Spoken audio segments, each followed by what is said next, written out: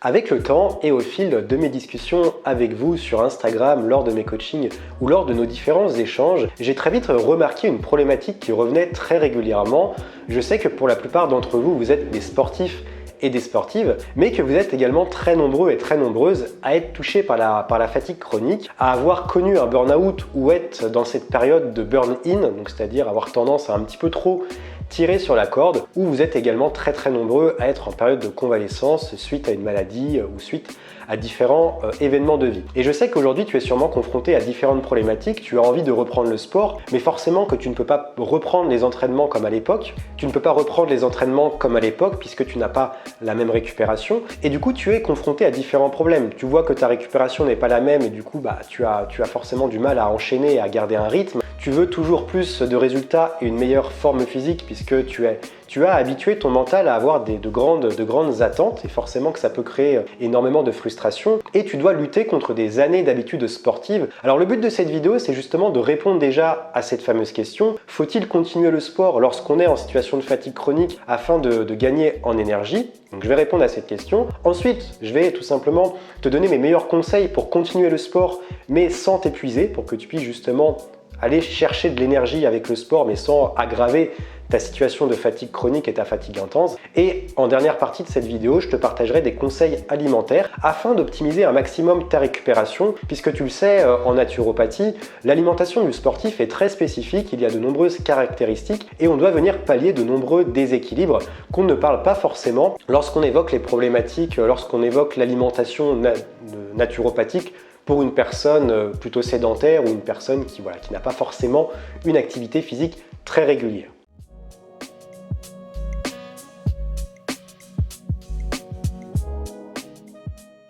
Mais juste avant de te parler de tout ça, je te laisse rejoindre ma formation Les 3 piliers essentiels pour combattre la fatigue. Une formation justement dans laquelle je te parle d'alimentation. On fait un bilan nutritionnel, on voit également quels sont les nutriments essentiels à surveiller, quelle est l'alimentation qui correspond à ton tempérament, quelle est l'alimentation à adopter en fonction de tes ressources, en fonction de tes dépenses, puisqu'on voit également comment maintenir un haut niveau d'énergie à travers la méditation, à travers la respiration, à travers également des techniques de lâcher prise. On voit également justement comment trouver l'équilibre entre ses ressources et ses dépenses en fonction de son tempérament. Donc je te laisse aller rejoindre cette formation qui est vraiment totalement gratuite, il n'y a pas de piège, hein, je te rassure tout de suite. Et c'est une formation qui a déjà été suivie par des centaines de personnes. Donc je te laisse aller rejoindre cette formation en cliquant dans le premier lien dans la description de cette vidéo. Et je te rappelle aussi que tu es libre de rejoindre mes emails privés, donc je parle de sujets qui ne sont pas évoqués sur cette chaîne YouTube. Tu sais que j'ai l'habitude de faire des articles très élaborés et avec également mes propres expériences. Donc si tu souhaites avoir vraiment davantage de connaissances pour te sortir de la fatigue chronique et du burn-out à travers ton alimentation et ton hygiène de vie, je te laisse également rejoindre mes emails privés, c'est gratuit et c'est également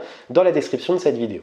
Lorsque l'on est en situation de fatigue chronique, il est évident que l'on ne peut pas reprendre le sport comme avant. Pour autant, il est quand même nécessaire de venir entretenir son corps, de venir faire de l'exercice physique de manière régulière, de venir mouvoir son corps pour éviter de rentrer dans un processus d'autodestruction. Et on en parle régulièrement lorsqu'on parle de fibromyalgie ou de fatigue chronique. Bon, ici dans cette vidéo, je vais parler uniquement de fatigue chronique, même si la fatigue chronique et la fibromyalgie sont reliées. Mais tu sais que c'est important de venir te mouvoir, de venir faire des sports doux pour ne pas tout simplement rentrer dans un processus d'autodestruction de son corps. Alors entre guillemets, hein, mais il va forcément y avoir une fonte musculaire, un encrassement finalement des articulations, des tendons. On va également avoir beaucoup plus de difficultés à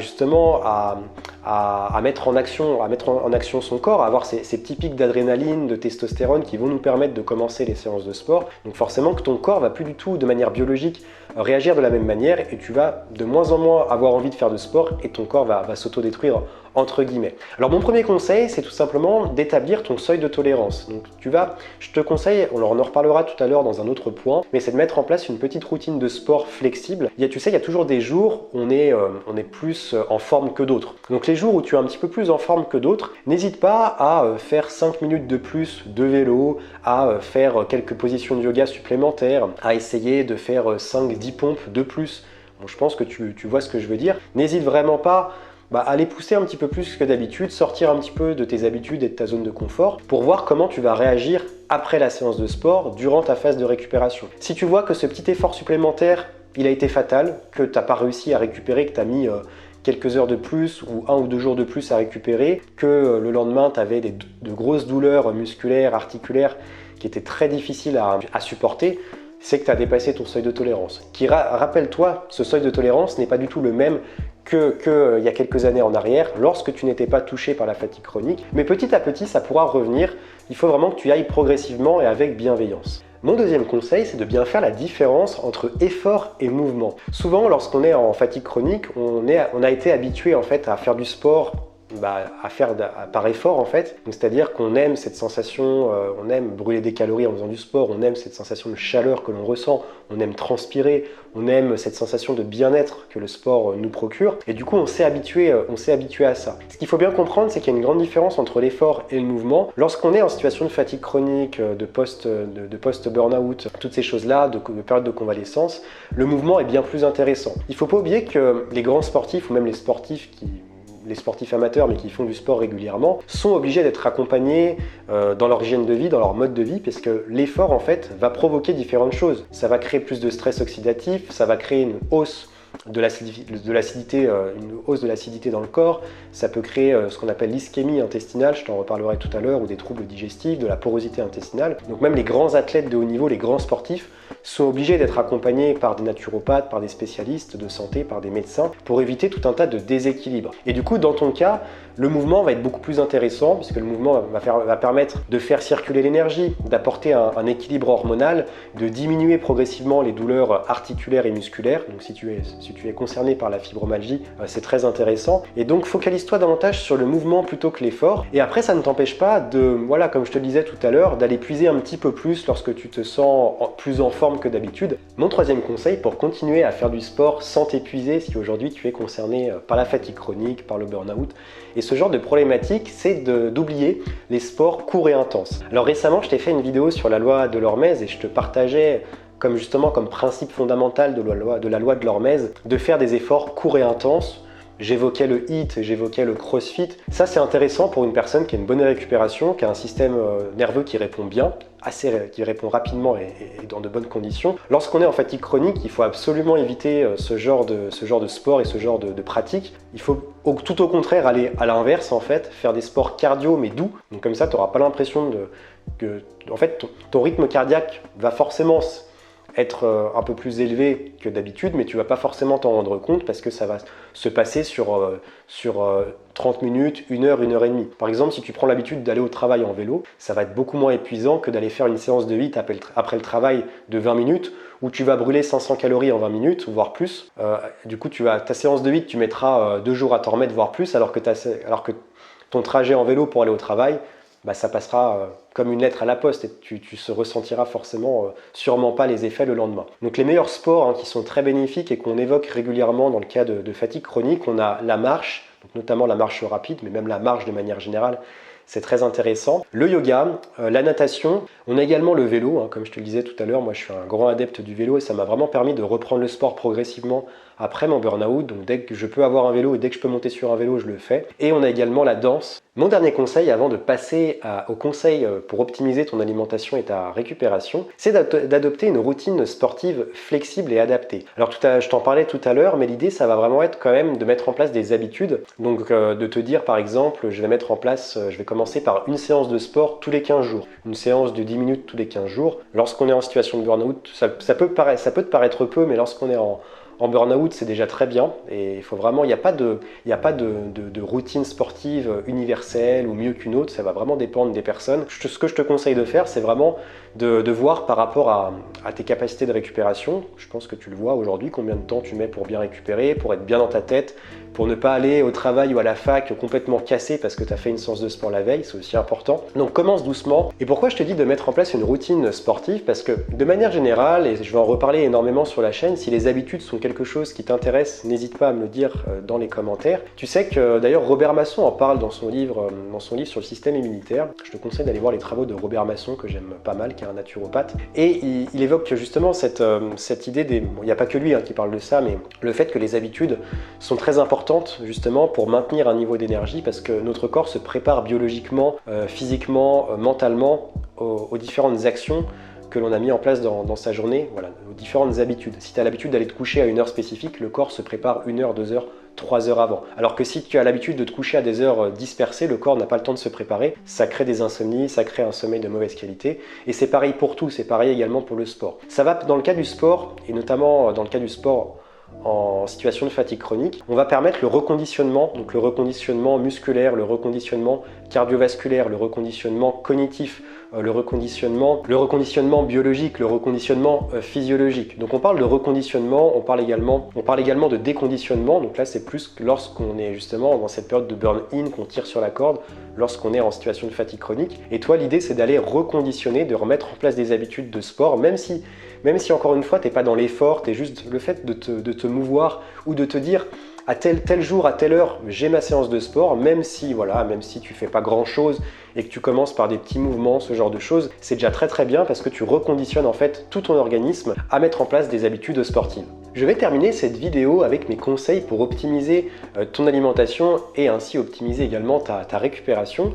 Tu sais, lorsque l'on fait du sport, donc ça s'adapte pour toutes les personnes qui font du sport, et toi, je t'invite à reprendre le sport, donc forcément, ces conseils sont également valables pour toi. Il faut vraiment venir pallier différents déséquilibres. Donc à différentes échelles, pour les sportifs de haut niveau, ces déséquilibres vont être très importants. Alors le premier déséquilibre à pallier, c'est la perte minérale. Tu sais que lorsqu'on fait du sport, on perd énormément, on transpire, donc on perd beaucoup d'eau, on perd beaucoup de minéraux, beaucoup d'oligo-éléments, beaucoup de vitamines. On va donc venir compenser cette perte minérale, déjà en buvant de l'eau, mais ça va pas forcément suffire. Donc si en plus tu es en situation de fatigue chronique, tu as déjà l'habitude de perdre énormément de minéraux, il faut que tu viennes reminéraliser ton organisme en consommant des boissons bicarbonatées. Donc tu peux faire toi-même, ajouter un petit peu de bicarbonate et de jus de citron par exemple en fonction de ton terrain à tes boissons.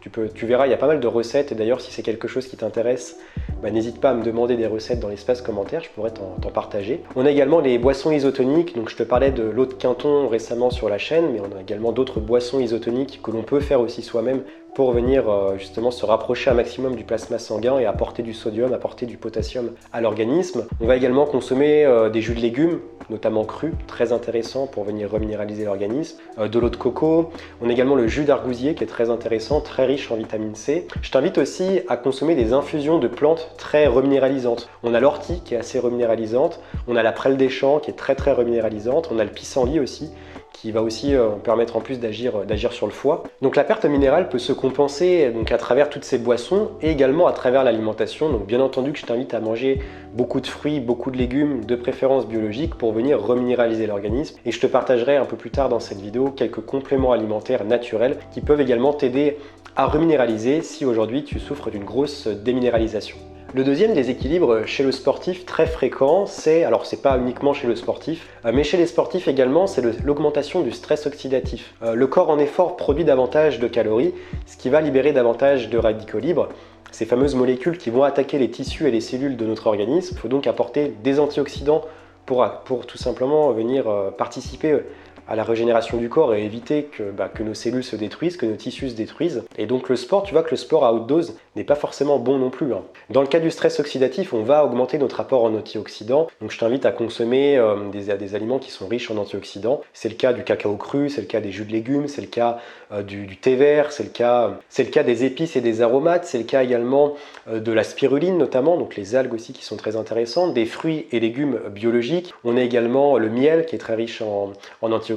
On a également le germe de blé, on a différentes huiles aussi, si tu prends des huiles de très bonne qualité. L'acérola aussi qui est très riche en antioxydants, donc ces fruits exotiques aussi qui sont toujours très intéressants. Les fameuses baies, tout ce qui est, là en hiver on en consomme beaucoup moins. En hiver je te conseille plutôt de consommer des tubercules, donc tout ce qui est patates douces, pommes de terre, biologiques, ça peut être un très bon apport en antioxydants. Et de temps en temps un petit verre de vin rouge, bio aussi, ça peut être intéressant. Alors, il y a d'autres moyens, tu peux aussi consommer du cacao, ce genre de choses. Chez le sportif, on parle également beaucoup d'acidité et d'inflammation, puisque forcément, il y a déjà dans l'alimentation une consommation importante de glucides, de protéines qui peuvent justement créer une hausse de l'inflammation. On a également les muscles qui, durant l'effort, vont produire davantage d'acide, notamment, on parle souvent de l'acide lactique, il y a d'autres acides également que le foie va devoir traiter, et forcément qu'il va y avoir une libération dans le sang de différents acides qui peuvent créer une acidification de l'organisme. C'est la raison pour laquelle on dit souvent aux sportifs de venir alcaliniser le terrain en consommant beaucoup de fruits, beaucoup de légumes, des jus,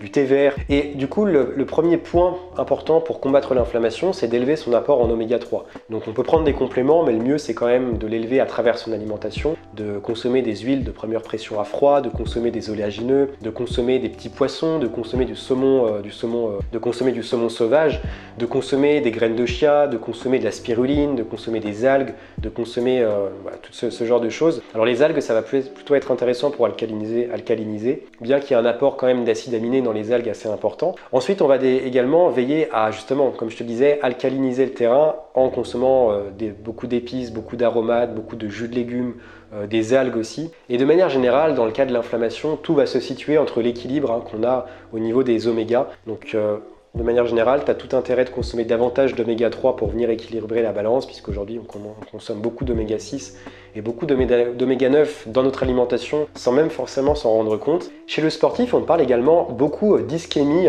intestinale et de porosité intestinale. En fait, ce qui se passe, et c'est très valable pour les personnes qui font des sports d'endurance, donc marathon, du ski d'endurance, donc le ski de fond, du vélo, du triathlon, tout ça, mais également dans ton cas, ça peut être également quelque chose à prendre en compte, puisque je sais que la porosité intestinale est quelque chose qui est très présente aussi lorsqu'on souffre de maladies auto-immunes, de maladies inflammatoires et aussi de stress, lorsqu'on est très stressé. Donc l'idée c'est, tu sais, lorsqu'on fait un effort, forcément que le corps va davantage envoyer le sang et l'oxygène dans les muscles et forcément que les intestins seront beaucoup moins irrigués en sang. Donc ça peut créer ça va fragiliser le système digestif et donc justement après un effort, notamment après un effort assez long, si tu es parti faire du vélo pendant 1 heure par exemple, il y a certains gestes au niveau de ton alimentation à mettre en place. On va du coup veiller à avoir un apport protéique suffisant pour apporter des acides aminés qui vont permettre de restructurer la paroi intestinale. Et je pense notamment à la glutamine qu'on va retrouver dans la viande, dans le poisson, dans les œufs, donc un acide aminé qu'on peut recommander en complément alimentaire pour tout ce qui est problème de porosité intestinale. On va également veiller à apporter un maximum de probiotiques pour venir justement des aliments fermentés, des probiotiques qui vont venir nourrir la flore intestinale. Ça va permettre aussi d'éviter de fragiliser tout simplement le système digestif. On va veiller également à le mettre au repos de temps en temps. Si tu as fait parce que tu sais, lorsque c'est très courant chez les marathoniens, chez les personnes qui font des sports d'endurance, après les efforts, souvent ces personnes-là le corps n'a pas du tout envie de manger en fait. T'as pas du tout la sensation de faim. Après l'effort, t'as une grosse crampe au niveau de l'estomac, t'as pas faim du tout en fait. Et ça, c'est tout simplement dû au fait que les intestins ne sont pas prêts à recevoir des aliments à ce moment-là. Donc il faut essayer de consommer liquide par exemple, faire des soupes, consommer des bouillons très riches en acides aminés pour venir déjà restructurer les intestins, venir aussi ramener le sang dans les intestins. Et il faut également le mettre au repos, si tu as l'occasion de faire du jeûne intermittent, de faire des monodiètes. Et le dernier point, c'est de consommer un maximum d'antioxydants pour lutter contre le stress oxydatif, qui est en fait une cause de l'ischémie intestinale et de la porosité intestinale. Donc encore une fois, je t'invite à faire le plein d'antioxydants, à faire le plein d'oméga 3 au niveau intestinal, le mettre au repos et bien veiller à apporter suffisamment de protéines. Bien entendu, on va également venir contrer le catabolisme musculaire, donc on va venir apporter des nutriments aux muscles pour que les muscles puissent se régénérer, et on va également pallier à la baisse justement des réserves de glycogène. Donc l'idée c'est qu'on va déjà, pour les muscles, on va apporter suffisamment de protéines, 30 à 40 grammes de protéines le repas qui suit l'effort physique. 30 grammes, c'est déjà très bien. Après, tout dépend en fait de ton poids, tout simplement. Ça s'évalue en fonction du poids. Et au niveau des stocks de glycogène, on va plutôt privilégier des aliments à indice glycémique bas. Si tu as des problèmes au niveau intestinaux, essaye d'éviter un maximum les céréales transformées, enfin les céréales complètes. Va plutôt sur des légumes anciens, patates douces, panais, navets. En plus, c'est l'époque, c'est pour ça que je t'en parle en ce moment. Ça peut être plus intéressant pour tout simplement avoir ton quota de glucides. Ça évitera justement de consommer trop de céréales qui sont très riches en antinutriments et qui ne sont pas au top pour les intestins. Après, il faut faire aussi attention à l'association, on en parle souvent chez les sportifs, l'association protéines-féculents, protéines et sucres lents notamment, qui sur le plan digestif est très très lourd à digérer et qui du coup peut créer une énorme fatigue après l'effort. Donc ça va pas être le top. Puis au niveau intestinal, c'est pas le top non plus. Chose que l'on dit moins également, c'est que comme toutes les personnes, pour les sportifs, on va également travailler sur le foie, puisque le foie a une réserve de glycogène, le foie permet également de venir transformer les antioxydants, le foie va également permettre de traiter l'acide lactique ou tous les acides qui vont être produits par les muscles durant l'effort. Donc le foie en fait va énormément travailler pendant l'effort et après l'effort. Donc de temps en temps, c'est important de venir détoxifier le foie. Je te parle pas forcément de faire de cure détox, c'est pas trop ce que je prône. Bon, moi je prône plutôt la détox holistique et j'ai un programme qui s'appelle le guide complet de la détox holistique. Si ça t'intéresse, que tu es sportif et que tu souhaites justement avoir des outils pour détoxifier ton organisme sans faire de cure détox, je te mets le lien dans la description de cette vidéo, enfin tu le retrouveras, mon guide complet de la détox holistique. Donc l'idée c'est qu'on va venir nettoyer le foie en mangeant des aliments hypotoxiques,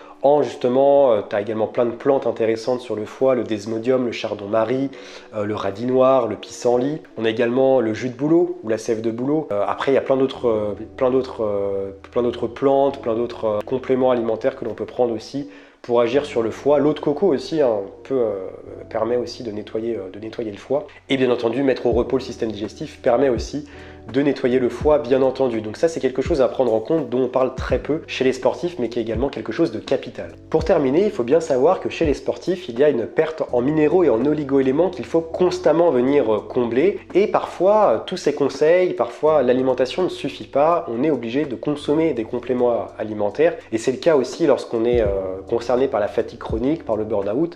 Parfois, l'alimentation ne suffit pas. Donc il faut bien surveiller l'apport en magnésium, l'apport en vitamine B, l'apport en fer également, l'apport en zinc, l'apport en vitamine E, l'apport en vitamine C, l'apport en vitamine D. Et j'en parle dans ma formation, les 3 piliers essentiels pour combattre la fatigue. Si aujourd'hui tu te poses des questions, tu te demandes est-ce que je suis en manque de tel nutriment, de telle chose, et que malgré tes analyses sanguines, tu n'arrives pas à savoir, je peux te guider, et c'est ce que je fais dans ma formation, les 3 piliers essentiels pour combattre la fatigue, que tu retrouves dans ma description de cette vidéo. Donc tu peux consommer certains aliments qui sont intéressants. On parle souvent de la spiruline, on parle aussi du moringa. On peut parler également de compléments à base de magnésium. On peut parler de l'acérola qui est très riche en vitamine C puis qui est très riche en antioxydants, je t'en parlais tout à l'heure. Il y a le thé vert, le thé noir, le thé blanc, tous les types de thé qui sont très intéressants également chez les sportifs. On a également le miel, la gelée royale, ces super aliments qui sont très intéressants chez les sportifs. Donc n'hésite pas à venir te complémenter en produits naturels pour venir combler les pertes en minéraux et oligo-éléments très présentes chez les personnes qui sont en fatigue chronique. J'espère que tu as apprécié cette vidéo, n'hésite pas à mettre ton pouce bleu en bas de cette vidéo si tu apprécies mes vidéos. N'hésite pas également à t'abonner, à rejoindre Terrain Bien-être en cliquant sur le bouton rouge en bas de ton écran. N'hésite pas aussi à activer la cloche. Les prochaines vidéos vont vraiment concerner la fatigue chronique, le burn-out. Et n'hésite pas à t'abonner à cette chaîne YouTube, n'hésite pas aussi à rejoindre ma formation les 3 piliers essentiels pour combattre la fatigue. C'est totalement gratuit, une formation d'1h30 pour te permettre d'élever ton niveau d'énergie de manière naturelle. Et je t'invite aussi à rejoindre mes emails privés pour tout simplement recevoir mes meilleurs conseils en agissant sur ton alimentation et en agissant sur ton hygiène de vie afin de retrouver un haut niveau d'énergie le plus rapidement possible. Donc je te laisse aller voir tout ça dans la description de cette vidéo. Je te dis à dimanche pour une prochaine vidéo. Passe une très belle journée et comme d'habitude, reste au vert.